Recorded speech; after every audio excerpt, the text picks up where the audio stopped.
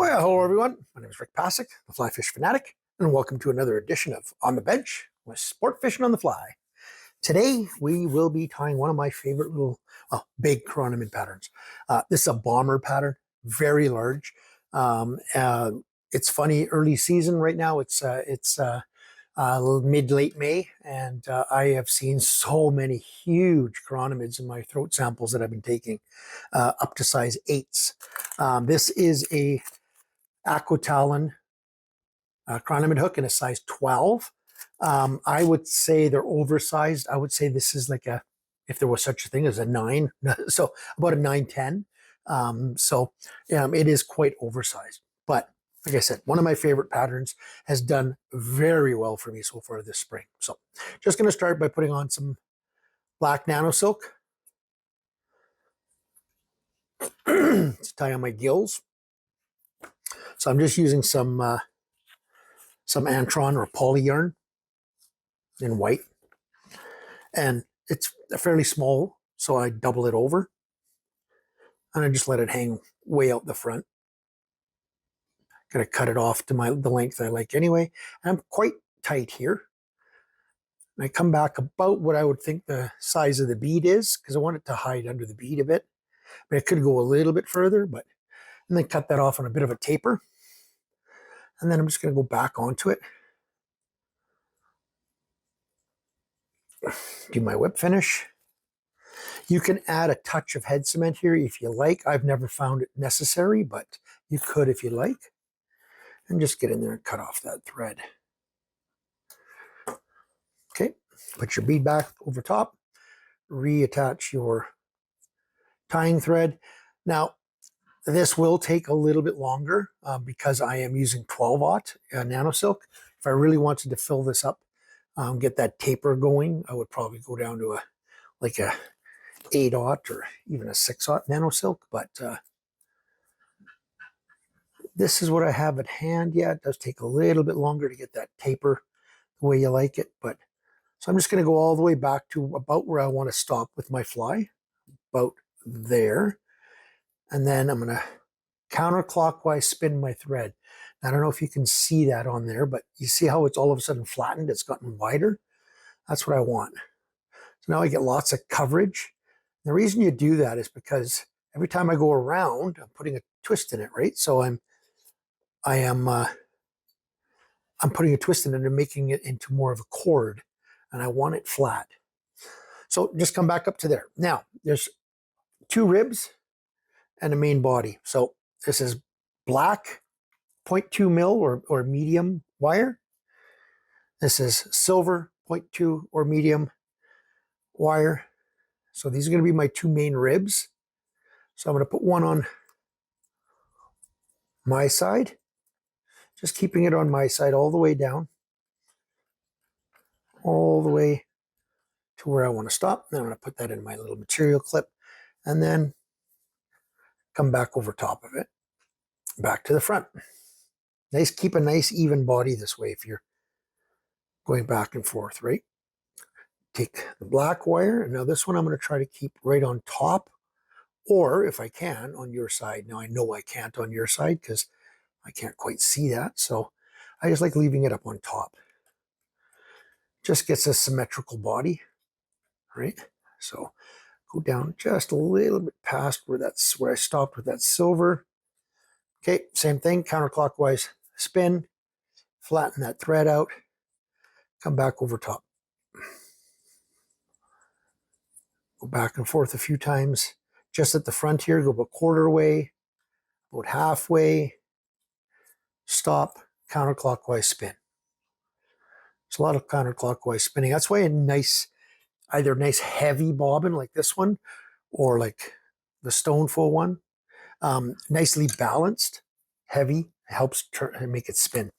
So now for the main body, I'm going to be using some 1 mil anti-static bag. Now this is pre-cut from the, I think it's the, here, I'll show you in a second.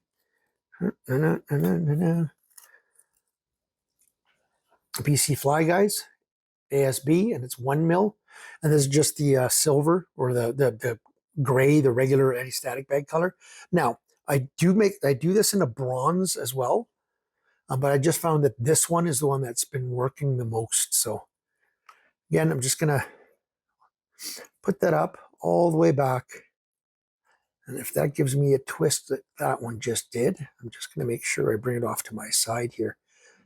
Try not to get that to twist. There we go. Okay, so I'm all the way back one last time. Well, not one last time, but another flattening of the thread. And now I just want to make sure I get this back end really covered well, because I don't want to go back over that again if I can help it. Now I just want to build up that front taper. So now I'm just going to go back up to the eye, back about to the halfway point, back up to the eye or to the bead, stop, counterclockwise spin till it's flat, about a quarter of the way, back up. Now I'm going to go about 3/4 of the way just to give that nice clean look, and back forward.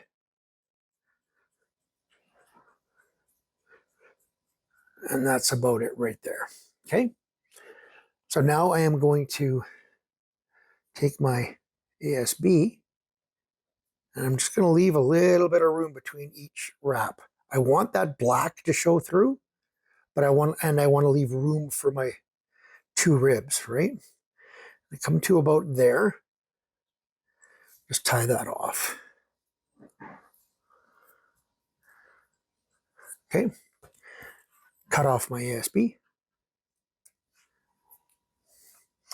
Now I'm going to take my little, I got a little magnifier that's attached to my vise, just because I'm half blind, and I'm going to take my silver or my black, whatever's on top, and it's my silver, and I'm going to follow that ASB. I'm going to follow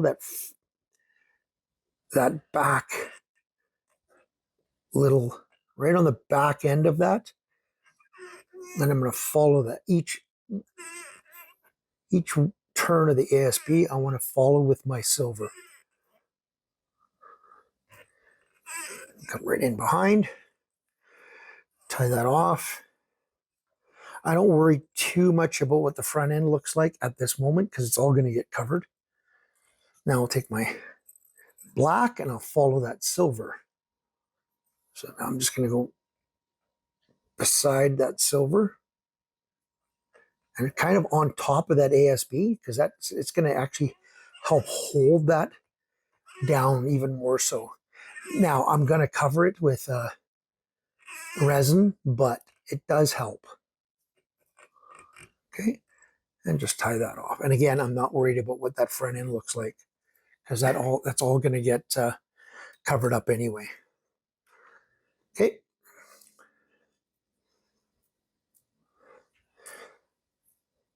So now I'll take a little bit of,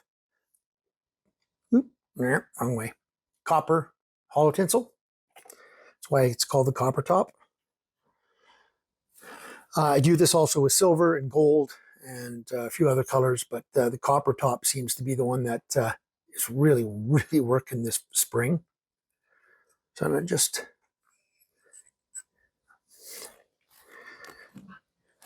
going to wax my thread, because I forgot that this stuff loves pulling out when you're pulling hard, and I want it tight. The reason I want it tight is because I want as smooth of a transition up here as I can, right? So now I'm just gonna come on up, and I'll do 3-4 turns right behind that bead. Like that.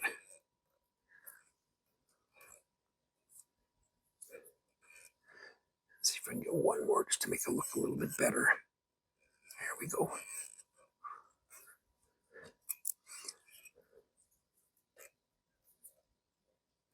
Okay. Just take off my copper hollow tinsel, just pinch that down, get that a whip finish right behind that black bead. Cut that off. Then I'm going to take my gills. I don't want them crazy long, but I don't want them really short either. So about like that. Okay, And then I'm going to take just a really super thin coat of UV resin. And I just like doing the front wing bud or the copper top section first. Just get that done right. And then I'll just go in and I'll just put a little tiny dabs on the body. I don't want to build up the body too much with the UV resin. I want to keep it fairly thin if I can. Keep a little bit of that ribbed profile, that actually the texture of the rib, not just the look, but the texture. Just make sure that copper top is covered though. That's the important part because that's what gets torn up. I'm just going to hit it with a UV light really quickly and I will be done. But you want to make sure that copper top portion is well protected. The rest of the body, I actually prefer, to be honest, I prefer using Sally Hansen's. Just for video sakes, it's a little easier to use UV resin because I can dry it right away. But I like doing 2 or 3 coats of Sally Hansen's because it leaves that not only the look, but it leaves that that texture, right? The raised ribs. So, but that's it. That's the copper top. Like I said, it's been deadly. Like this is a large one in a size, what I would call a size 10. But this one I've tied and done well in a 14, 12, and this size, which Aquatalon is calling a 10, but I would say it's more like Aquatalon is calling it 12, but I would call it more like a 10. So, but I've done really well in the 16, the 14, and this size here, 12 from Aquatalon. So these are great hooks so far. I've caught some big fish this spring, up to just shy of 10 pounds, and have had no problems with them opening up, no problems with them bending. So yeah, but hope you enjoyed that one, and thanks for tuning in to another episode of On the Bench with Sport Fishing on the Fly. Tie lines, everybody.